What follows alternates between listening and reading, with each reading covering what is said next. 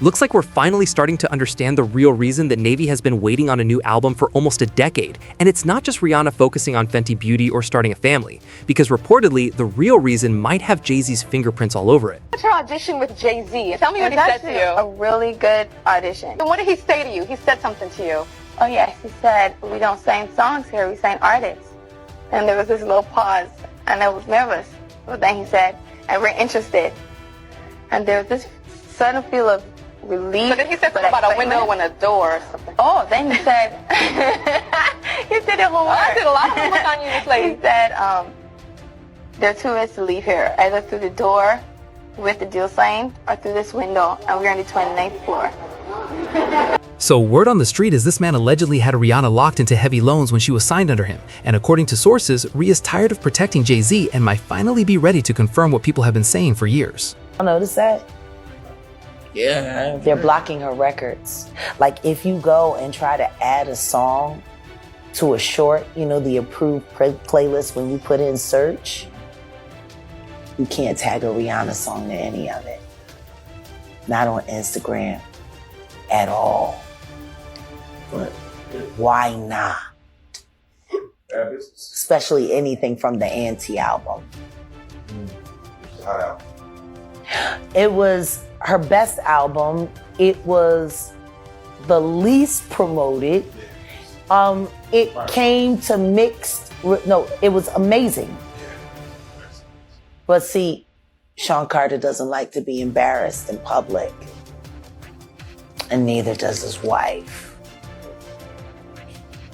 And there were nothing but embarrassing things all through that album about them. Honestly, it could all be true. Jay-Z might actually be the reason we never get another Rihanna album again. Okay, let me break it down for y'all. Because the sad part about this whole Rihanna situation is that Rhi genuinely looked up to Beyonce and Jay-Z. Like, she was out here saying Beyonce was her favorite artist and her biggest inspiration. Fan of Beyonce. I love her. And so has she given you any kind of advice or? Yeah, she actually wrote me this cute little letter and she signed it with her autograph. It was so cute. When I first met her, and she wrote, she was telling me, just let loose when you perform and just have fun and be in control. On top of that, she also said working with Jay and eventually getting a collaboration with him was one of her biggest dreams. She couldn't believe she got the chance to work with him at such a young age, only to later realize that the person she viewed as a mentor may have deliberately trapped her in loans, allegedly. Okay, let me explain how this industry really works. What people call loans in the music business are usually recoupable advances, and here's how that works. A label, for example Roc Nation, gives an artist money up front for recording, marketing, and even living expenses. But the catch is, the artist doesn't see real royalties until the label earns every penny of that advance back. And if the music doesn't perform the way the contract expects, the artist stays stuck in debt to the label.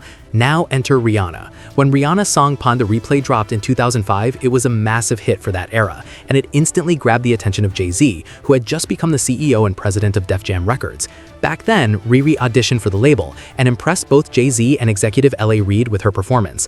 And allegedly, Jay-Z told Rihanna not to leave the building until she signed a contract. She reportedly stayed in Jay-Z's office until 3 a.m. before signing her 6th album deal with Def Jam. She walked into the office and I heard the record and I was really afraid of the record. It was so big that I thought the record would be bigger than her. Right. I thought the record, she would be the Pon de Replay girl. Forever. Yeah, but I took the meeting anyway. I said, let me just meet her.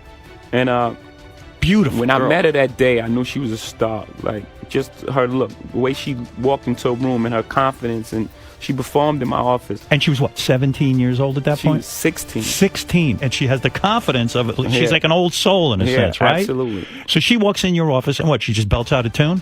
Belts out a tune, she performs, and I tell her, there's no way out of this office. I signed her that day. If Rihanna had known what she was really stepping into back then, she probably would have never signed that deal, because people are now saying she didn't just sign a contract during that legendary 3 a.m. meeting, she signed away control of her career. And the theory is Jay-Z already knew she was going to be a superstar, so the advances and recoupment structure were set up so heavy that she'd be paying it back forever. And what's being claimed now is that Rihanna allegedly had to navigate a web of financial obligations that kept her tied to the system even while she was topping charts. loans, which is the kind of industry detail most mainstream outlets never fully break down. And according to the speculation, the goal was to keep her locked into a situation where she had limited freedom even with massive success.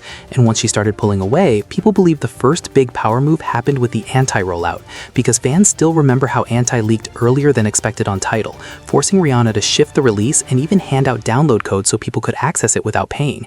And some rumors claim that leak wasn't an accident at all. And if that's true, then it wasn't just messy, it was strategic. And after that, the tension reportedly became impossible to ignore, because insiders claimed that at the Tidal press conference, Rihanna stayed as far away as possible from Beyoncé and Jay-Z, and that the event had to be carefully managed so they wouldn't cross paths. Allegedly, they didn't speak, didn't stand near each other, and the entire vibe felt controlled. So now the bigger theory is that Rihanna didn't stop making music because she lost the passion, but because it was a calculated decision. Like she realized every time she dropped new music, a huge portion of the profit might be going straight into recoupment.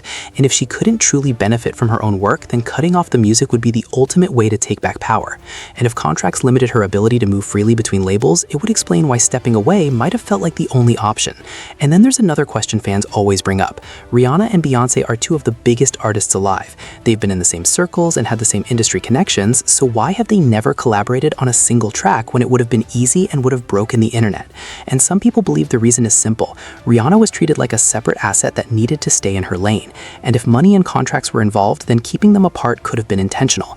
But then the conversation gets even darker, because over the years, controversial insiders and internet personalities have pushed more extreme theories about what Rihanna may have been exposed to early in her career.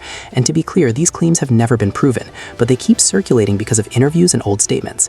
And one of the names people constantly bring up is her former publicist, who once claimed federal authorities were looking into Jay-Z for alleged misconduct involving young artists, describing being approached by law enforcement and questioned in a way that made him believe there was a larger investigation happening. Again, none of this is confirmed publicly, but it's part of why these rumors won't die.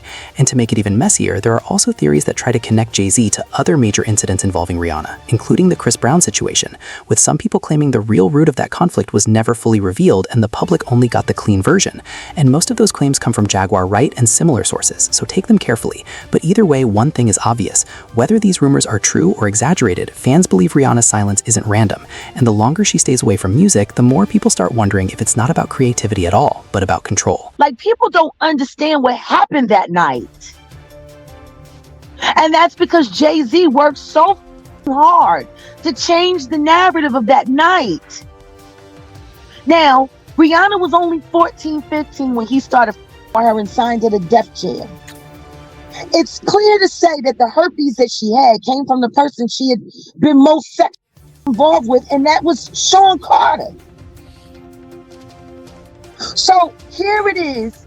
Chris Brown has his first herpes outbreak from a celebrity girlfriend who he was set up with, and it was supposed to be this and it was supposed to be that, and he was there so people wouldn't pay attention to the fact that she was Jay-Z. People believe Jay had influence over way more than just Rihanna's music, and when you mix the mystery of those missing albums with the tight contracts that came with that whole Roc Nation era, it becomes easy for fans to paint his picture of a powerful mogul quietly pulling strings behind the scenes to keep her stuck in a system that benefited everyone except her. And on top of that, there have even been rumors floating around for years claiming Rihanna struggled with partying and lifestyle habits that may have affected her personal relationships, with some anonymous sources making harsh comments about how it changed her over time. But no matter what anyone believes, the biggest point fans keep coming back to is this. Rihanna eventually realized the industry game wasn't built for her freedom, it was built for recoupment. And if her music earnings were still being used to pay back old advances and obligations, then the smartest move wasn't dropping another album, it was stepping away completely. Because no new music means no new royalties feeding the machine. And by refusing to keep releasing projects, Rihanna basically cut off the pipeline that kept the system profitable. Then she shifted her focus into Fenty, where she had real ownership, real control, and no label standing over her shoulder. And that's exactly how she built her billionaire status on her own terms, while other artists who stayed locked into traditional deals never got that same kind of freedom. And honestly, that's why people say Rihanna didn't just escape the loans, she escaped the entire setup. And if the Navy ever wonders why she doesn't feel rushed to return, maybe it's because going back to music could mean stepping back into a world she fought hard to break away from. And from a business perspective, it makes perfect sense why she'd rather sell a product she owns than work nonstop to fill stadiums just to watch the profits get sliced up.